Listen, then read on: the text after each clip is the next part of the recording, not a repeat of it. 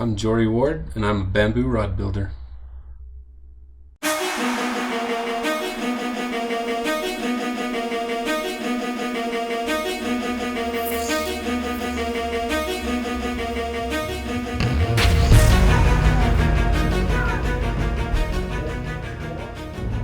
Hey guys, I am headed to Logan, Utah right now. I'm gonna go hang out with my friend Jory Ward. He builds bamboo rods. There's not a lot of people around here that do that. So we're gonna just go take a tour of his rod shop and kind of pick his brain a little bit about how he got into it and what it all goes into building a bamboo rod. So anyway, stick around and we'll hang out with Jory today. We may even fish for a little bit. Try to catch some fish on a bamboo rod. Okay, so I'm here at Jory Ward's rod shop. There's Jory. Hey, Let's go take a look at your shop. let's do it.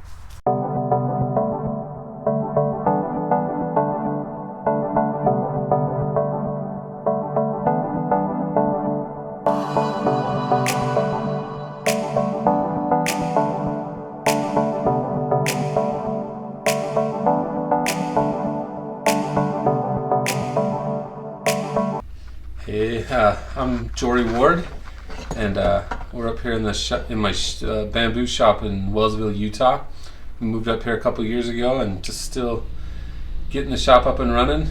But I've been building the bamboo rods in here for the last couple of years, and kind of got into bamboo in 2004, maybe 16 years ago. Don't really remember seeing a first bamboo rod at all. I just remember asking for a book for Christmas on how to build bamboo fly rods, and it took me a year to gather tools, get all material, and put everything together and finish my first rod about a year. Well, the next Christmas I caught my first fish with it. There's a lot of processes with bamboo, and we can show you some of those right now. So Jory, how long does it take you to build a rod, start to finish?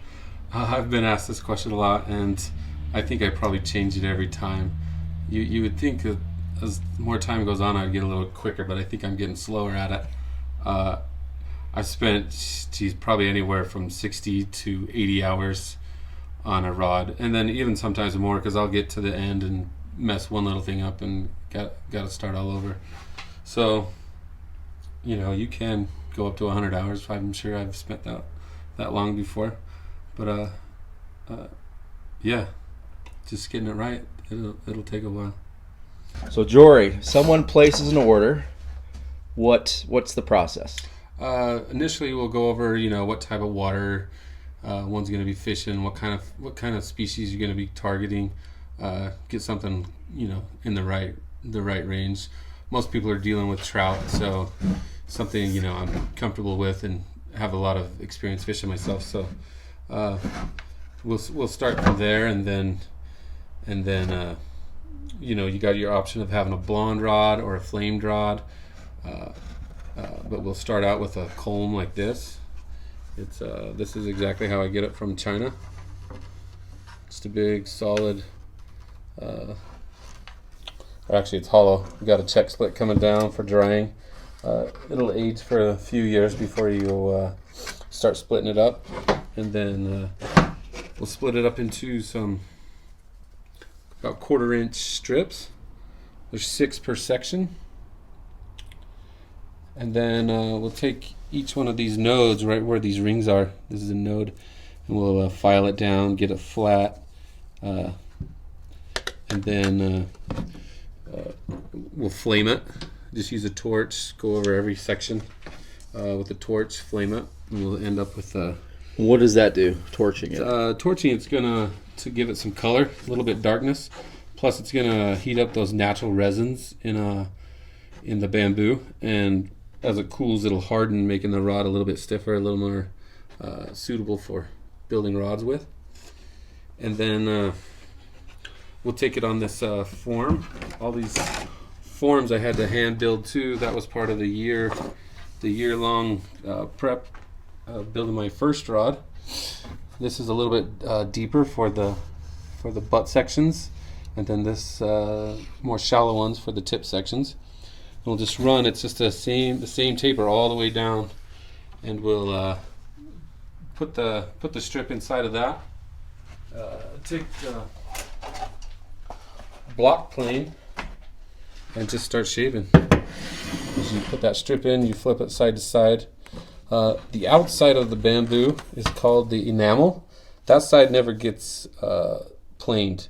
Only the two pith sides, the two insides. So you'll flip that triangle back and forth to form that equilateral triangle, and then you'll end up with a rod section. This is, you can see the 6 pieces at the end right there.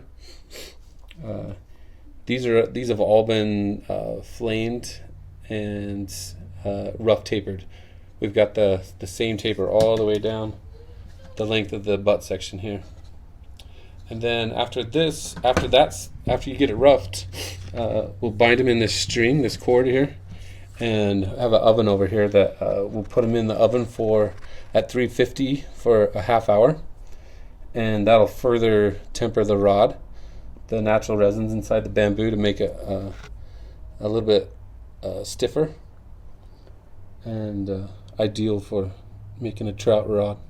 Then after we take it out of the oven and the rod sections are all tempered, I had to hand build this final form. And one side will do the butt sections, and the other side will do the tip sections. It's a little more narrow. And you'll see these bolts here. These will adjust the form to whatever taper I want to build. So if I want to build a smaller rod, I'll suck this one up a little more to close the gap, and it'll make a thinner strip. And then it's got a taper the length of this as it gets down here. It gets thinner. I'll just flip it on this butt end. There's stations every 5 inch, and I will take the measurements from my taper and adjust this groove to the taper of rod I want to build. So I can build anywhere from 0 weight up to a 10 weight, but most trout rods are in the 3, 4, 5 weight range, and that gives us a good starting point. The next step in building a rod, after we've got the sections tapered and glued up and we got our blanks, is we're going to start adding the cork, the reel seat, and then the thread. This is all floor grade cork. I believe this is a 7-inch grip.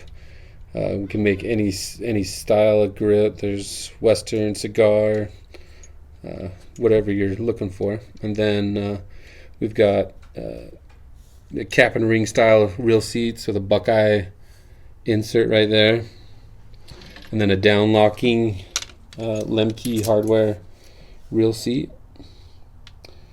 After we got the reel seat and the grip put on, I'll start wrapping on the snake guides and the stripping guide. We've got a agate stripping guide right here. All these rods are wrapped in fine silk thread with some 4-turn trim wraps to really add something special, and snake brand snake guides. And then after that we'll be dipping the rod in varnish to get that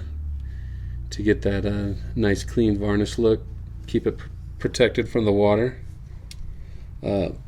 Inside I set up a tube that I'll take the rod and suspend it from the ceiling with a string and dip it down inside the tube full of varnish all the way up to the cork, and then pull it up 1 inch per minute, and I'll leave that smooth glossy varnish that you've come to see on bamboo fly rods, and usually give it 3 to 4 coats, and then I'll let it set for a week before I sand out, buff out any little imperfections, and then polish it up and end up with a bamboo fly rod. Okay, so Jory, if someone breaks a bamboo rod and they give you a call, And you fix their rod for them? Yeah, a lot of times depending on the break, I have had a few come in that I was able to separate the sections a little bit and add some more adhesive and bind it back together and salvage it. If that's not the case and it needs a tip scarfed on, that's always a possibility, or just building a new tip can be worked. Also, I've done a few where the rods of the butt section have been broken, and I can scarf a new length on underneath the grip to add your extra length to make it look right. A lot of guys bringing in, their old grandfather's old fly rod that needs either rewrapped or new varnish, and definitely able to do that and make them look really nice again. Hey, thanks for stopping by and visiting the shop. If you're wanting to get a rod, you can get a hold of me through Instagram on Jory_Ward, or through Gmail at troutfin.com. And if you have any questions about pricing, turnaround time, and questions about rods, just let me know. Let's go fishing.